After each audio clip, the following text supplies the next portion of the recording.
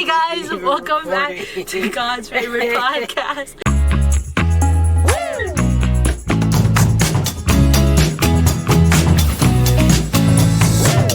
And today I'm here with one of my incredible friends, God-given friends, Jay. Woo! And today she's here. She calls me Jay. My name is Janaiya. Yes. She doesn't know how to pronounce it.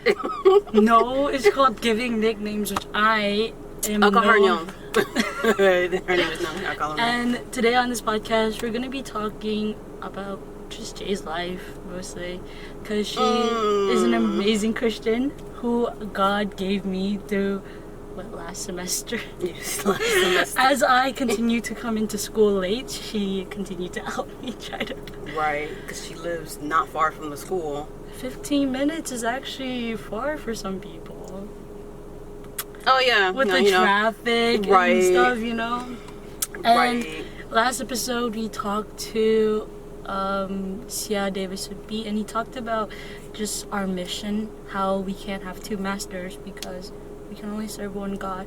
And we just had a sermon at church about it. She was just talking, our pastor was talking about how we have to always choose God no matter what happens in our life, because God is the way, the truth, and the life. Do you want to just start us off and give us a more detailed introduction for yourself? I'm Janaiya. I go to the same school as her, obviously. I don't want to say, do I talk about my social media? I'm a God-fearing woman. I am starting up my own social media account. I do have a social media account called Janaiya. That's just for fun, for skits, for gaming. But I am starting up my own venture, my own business venture called kind of like a clarity coach in a way. That's under just Janaiya, and that's just who I am. This is like exactly what we're doing now. I'm just telling my life, telling my story, telling my journey with God and everything Like that how I've she been bullies through. me every day for being late. I mean, everybody needs a bully. You know what I'm saying? Like, bring back bullying. Soft bullying. God didn't bully. Soft bullying. God didn't bully. I mean, he did not bully, but he gently pursued. You know what I'm saying? Like, he definitely was like, you cannot tell me no if I tell you to go here. I guess the push. Yeah, the push. Like, here. Like, okay, no, go ahead, Jonah. Go ahead and see what happens if you want to go the well. opposite direction. Go in that well. Go ahead and go in that well. Let's wait. So Yeah. I'm a nice bully. Just to kick it off, we mostly at school have been talking about God, how He has shaped our lives, and how people in our lives come in and go out for a certain reason, and like everyone that comes in and comes out are not just like fate. They're always like, there's a reason for them to be in our lives, because I've had some past situations where I was thinking, God, is this like the place for me at the time for me to have this friend, this significant other? Don't tell my brothers. I'm just kidding, but Yeah, significant others as in like someone who's really close to me in my life. But when I look back on it, like the situations that have happened in my life were all for a reason, because now I've been able to grow myself in faith. I've been able to help a lot of the kids in our church ministry try to like understand humility, especially as we are teenagers ourselves learning it. Last Sunday we have had one of our media leaders, Joshua. He's 13. My other cousin, he's like, I believe he's also 13, and this other kid, one of my friends' little brother, he is also 13, and they played the whole Sunday service. Since a lot of our leaders have been work or they went on a gospel trip, they were able to play, and I was grateful to be able to like tell them where they messed up, since I wouldn't say I have it, but I have a musical ear for such. Like, hey, that's a little bit off. Why'd you just do that? Like, you're a little flat over there. Yeah, like that chord. Why was just like you stop? Like, let it keep going. Let's ease out, okay? Especially like whenever like a pastor is praying, like, hey, they're kids, so they've never really like listened during sermon or like during an ending of a worship where the pastor is like, thank you, God, for allowing us to have this day, having a little speech at the end. One of the kids just ding, ding, ding, as the pastor's like, I'm like, down, guys, down, just a little chill, you know? But I've been grateful enough to have that ability, that gift of leadership. And can you give us, like, your own personal gift of, like, something God has given you that shaped your life personally or, like, academically, maybe? Because I know some people are, like, just have the brain for it. Yeah. I'm still discovering my gifts, right? I feel like, really, I started this journey last year when my mom passed, so now I'm just, like, trying to figure everything out. But I would, if I had to guess what my gift or gifts are, it would be maybe, like, the gift of encouragement and the gift of vision. Now, with the venture that I'm trying to go on now, it's a clarity coach, because I realize that no matter what instance I'm in, no matter where I am, I can come up with an idea immediately. And some people don't have that vision. Some people don't have the ability to just suddenly come up with something. I can come up with a skit and just do it. It's like it appears in my head. The creative, right. The creative ability, but also the ability to help people recognize what they have in them. At least I try. Like, people tell me that I'm very encouraging or, like, helpful in a way. Right. And I had to think about the earlier this year when you was just, like, coming to me for help, and I was like, we don't really know each other well enough for you to feel like you can come to me, but it's cool and interesting, and I would say empowering for a godly woman to come to me for assistance when you don't know me well enough to be like, oh, okay, I trust you. I feel like you have, I've been told a lot that I have, like, a vibe that is opening. I feel like you had that when I first. Okay, I was gonna say, you don't feel open.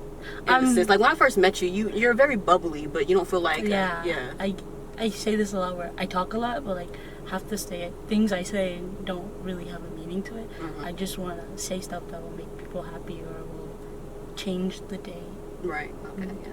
So, like, I feel like you saying that, it's like me recognizing now that you had this, like, vibe that was, like, attracting, like, I didn't even know you were Christian. Like, exactly, that too. A good, like, there's, like, Christians, lukewarm Christians, and there's, like, Christians, and no judgment. I've been in that place, but, like, you had, like, this energy, this vibe that, like, just draws me close and makes me feel open to talk.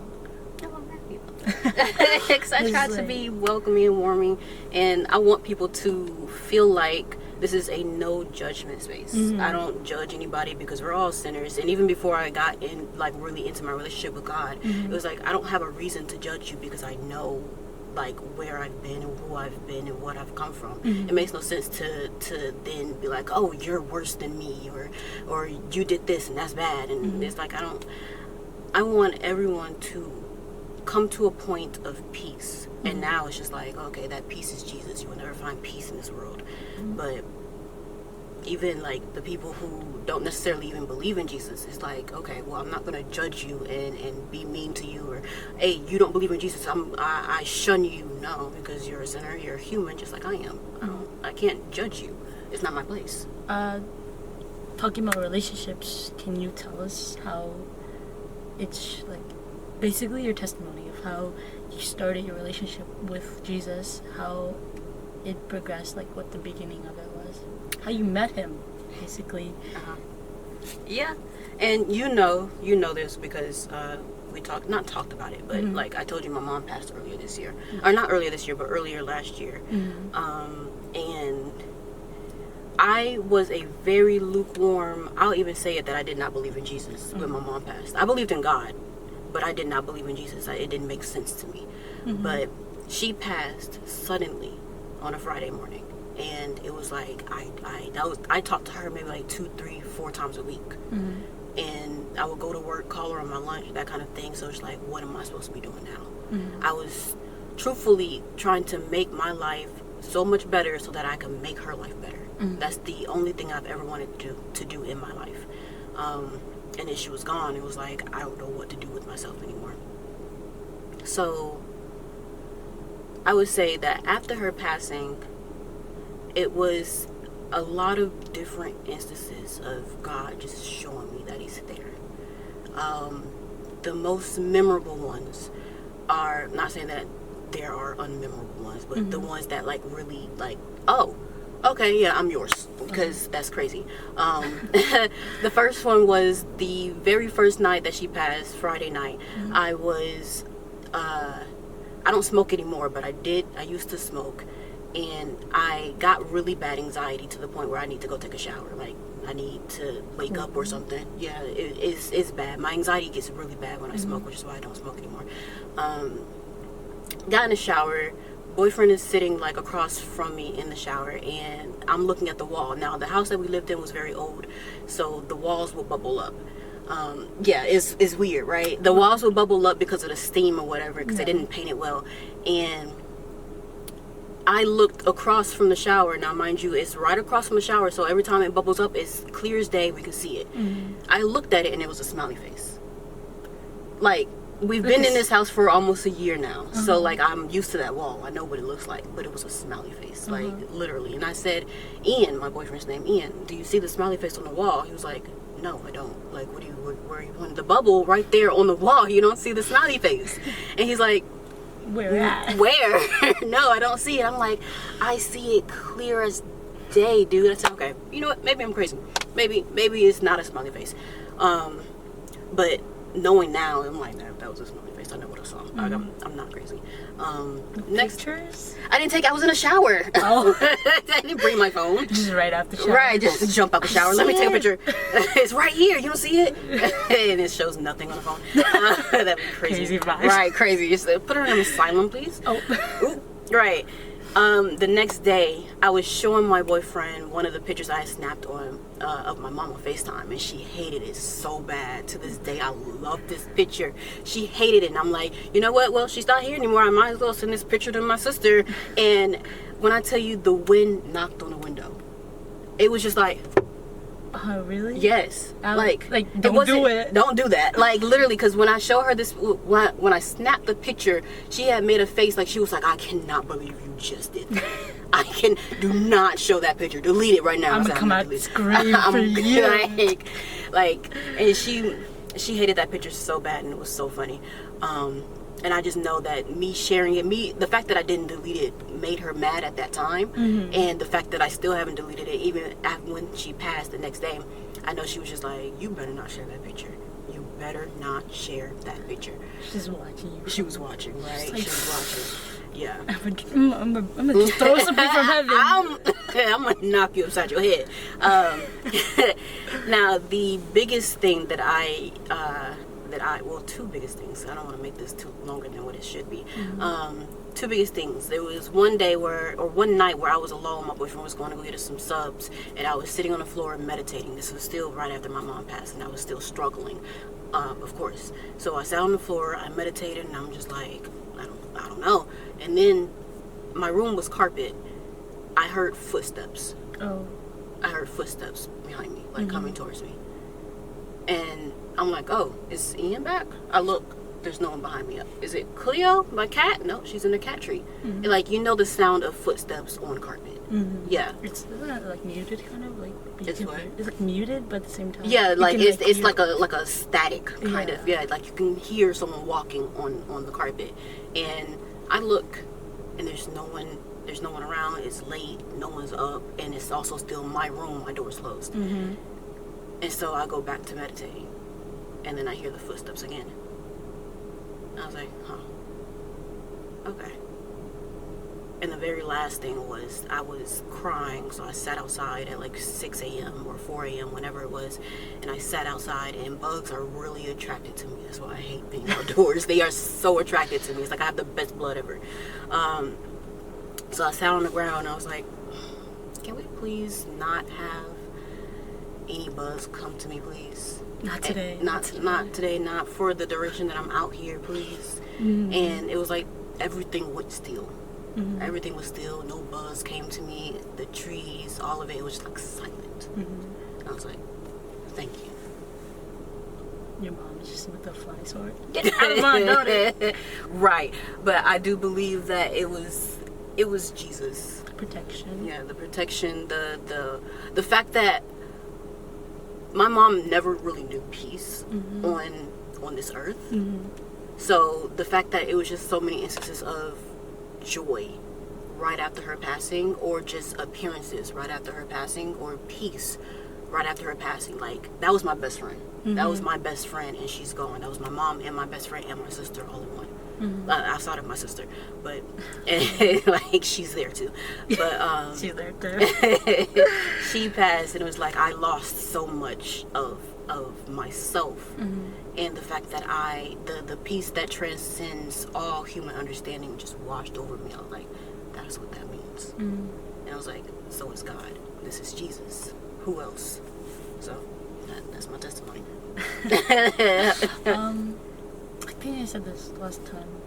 2 Peter chapter 5 verse 7. Still my favorite Bible. It's like, do not worry, for I am with you. I believe something like that. I think I wrote that down too, because it was kind of like a stress thing too. Like, do not. I don't even remember, but don't worry. Cast your anxieties on me. Yes. For I am with you. I remember because when I first read it, I was like you. I dealt with a lot of anxiety growing up, and a lot of my friends and family know that. Well, they only found out almost a year or 2 years ago how much it was coming.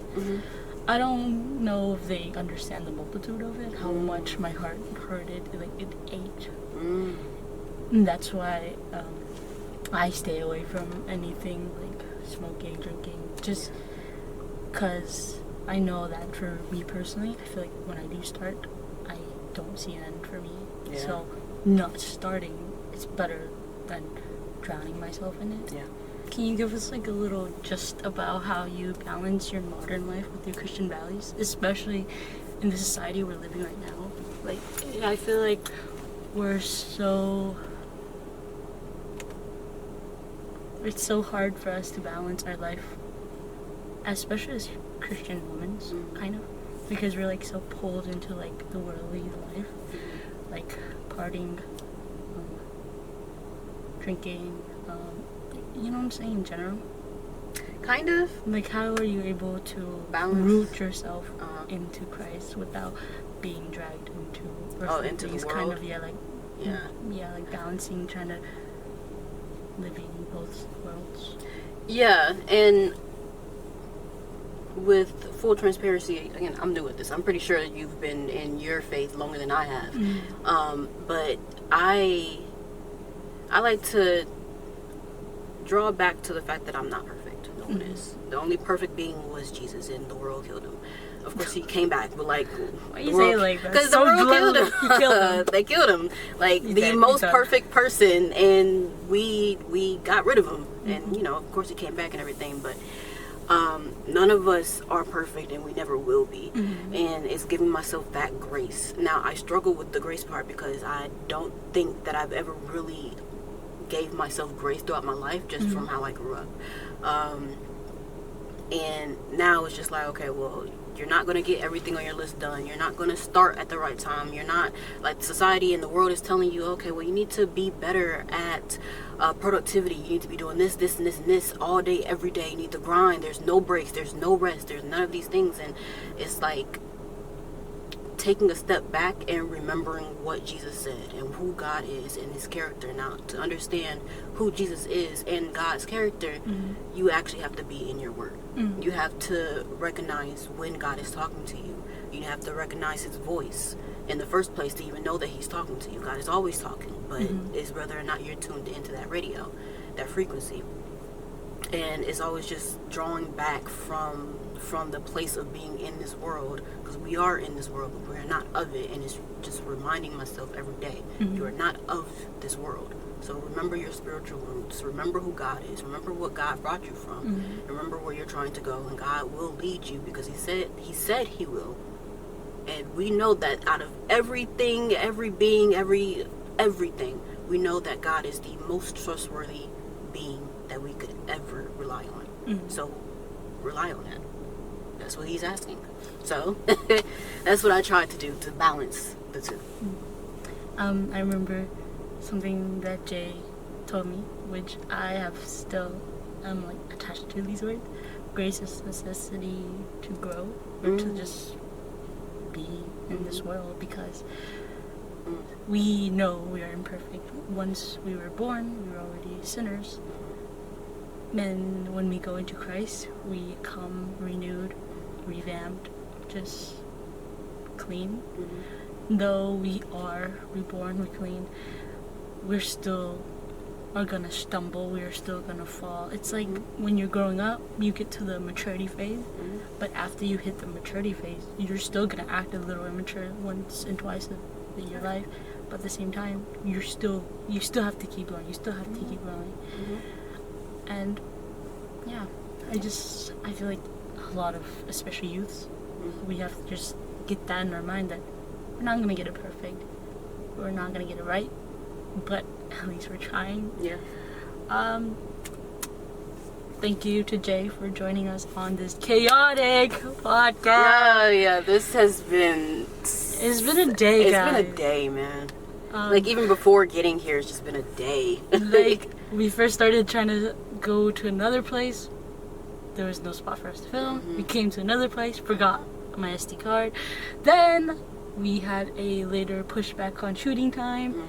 And now we had to figure out audio messed up. Oh gosh. And now at 2:32 we are now wrapping up. We started this at like 12 something or 1 o'clock. 12:30. 12:30 we were supposed to meet up, but like it was like 1 we started. 1 we started, well 1 we got here, and then it was like, okay, this isn't the right spot, and everything trickled down. It was like, okay. All right, but dude. Shout out to my dad for bringing my SD card. Shout out to Jay for being very patient, polite, and letting us use her vehicle to film this podcast. Car vlog. Car vlog, period. And just comment down below what you guys want to hear from our podcast guests. Any questions, anything like that. Hope to see you guys on our next episode. And yeah, the next time you'll see me, I'll be 20. Bye! Yeah.